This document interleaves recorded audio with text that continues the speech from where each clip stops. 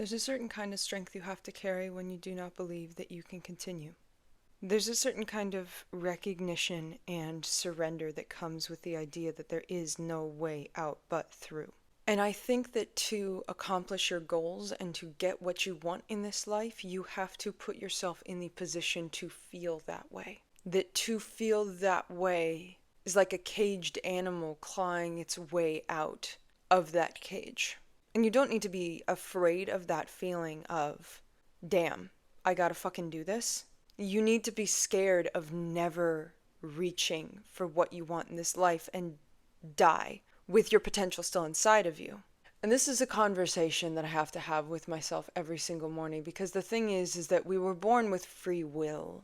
We were born allowed to do anything we want, and that includes being lazy. That includes not going for what we want. That includes wasting our lives. And this free will of ours sits on our shoulder and tells us subtly, go back to bed. Stay in bed. Don't get up. Don't do it.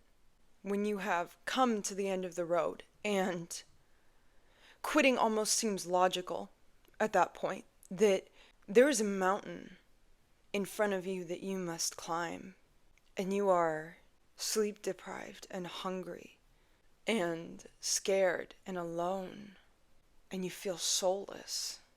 My wish to you today is that if you feel that way, I hope that you can find the will to continue. Because continuing, you do not understand the strength that you have to garner and that you have to guarantee yourself to continue. Continuing is an art form. Continuing is something that we do our entire lives.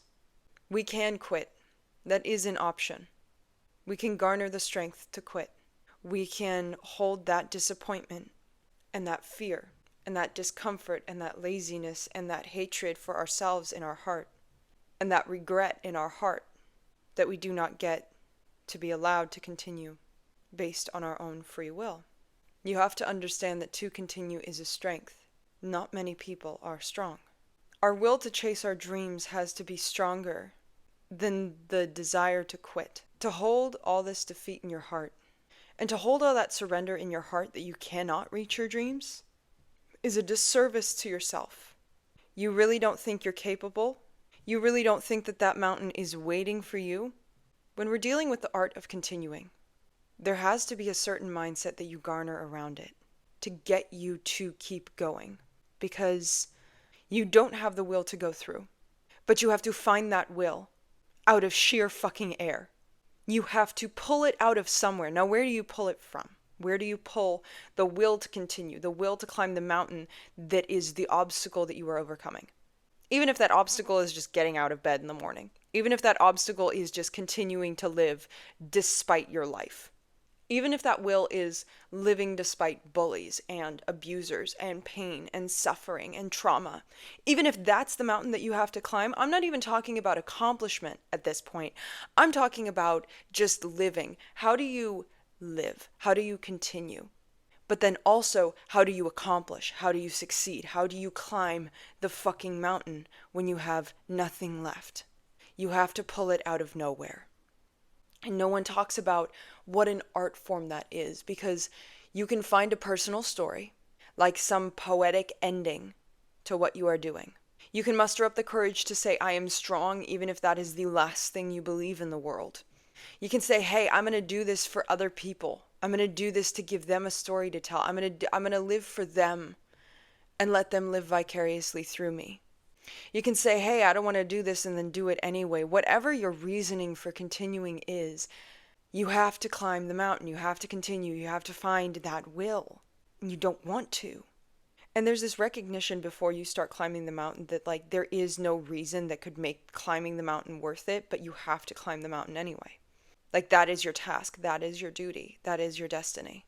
And I hate that mountains exist in each and every one of our lives. I hate that tough spots and difficult things and endeavors exist within all of our lives. And I understand that like the bad has to exist so that the good feels better. And that if everything was good and everything was great all the time, then there wouldn't actually be any good or great because we wouldn't have anything to compare it to, you know?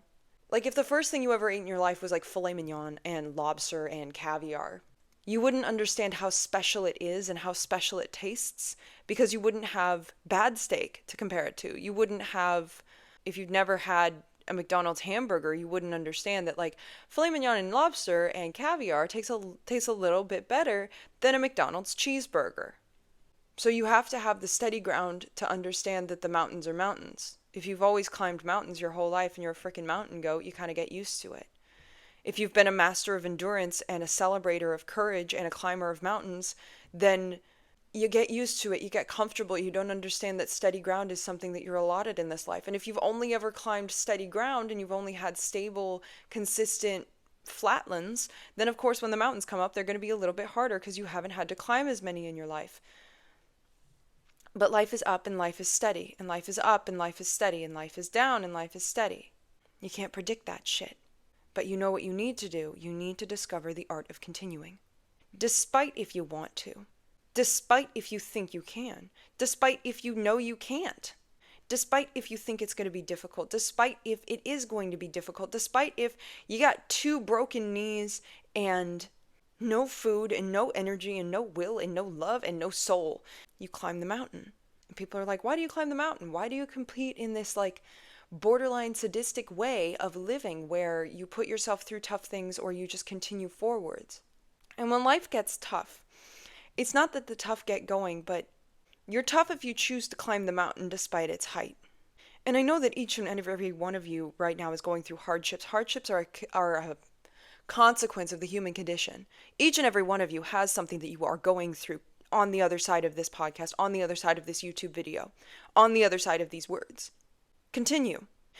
Do not let the sweet idea of surrender be the thing that holds you down today.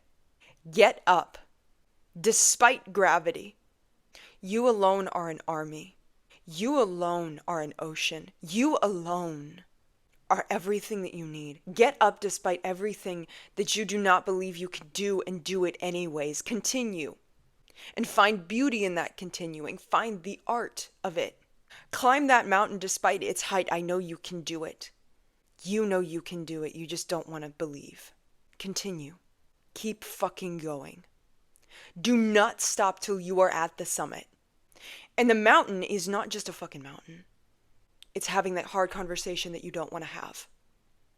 It's continuing to live despite the life that you do not want to live. It is overcoming the emotions that you do not want to feel. It is living in a world that is actively working against you. It is fighting an illness. It is fighting with your own brain. It is fighting with the people who are hurting you. Climb that fucking mountain, okay? Do not let that mountain defeat you. Do not believe that you cannot do it. You can. For lack of a better term, you're a mountain goat. You were born to conquer. You were born to survive. You were born to continue. You were born to keep going.